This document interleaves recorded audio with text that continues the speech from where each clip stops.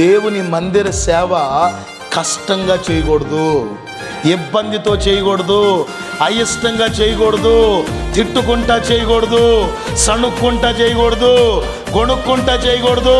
దేవుని మందిర సేవ విషయములో హృదయపూర్వకంగా నువ్వు చేయాలి. ఏది చేసినా ప్రైజ్ ద లార్డ్. చెప్పండి గట్టిగా హల్లెలూయా. ఏదో బలవంతంగా, అయిష్టంగా, అనాలోచనగా అంత అయిపోతుంది ఇంత అయిపోతుంది అన్నట్లుగా నీవు లెక్కలు వేస్తూ గనక చేస్తే వర్ధిల్లలేవని దేవుని వాక్యం కరాఖండిగా చెప్తుంది. అందుకే ఎట్లా చేయాలట? హృదయపూర్వకంగా చేయాలి. వాక్యం అంటుంది, మందిరం పట్ల ఆసక్తి కలిగిన వాడు ఏది చేసినా హృదయపూర్వకంగా చేశాడట, మనస్ఫూర్తిగా చేశాడట. పరిచర్య చేసిన, దేవునికి ఇచ్చిన, పాడిన, ప్రార్థించిన, ఏది చేసినా హృదయపూర్వకంగా మీరు జరిగించాలి. మనస్ఫూర్తిగా చేస్తే అది మీకు ఆశీర్వాదకరంగా మార్చబడుతుంది. Praise the lord.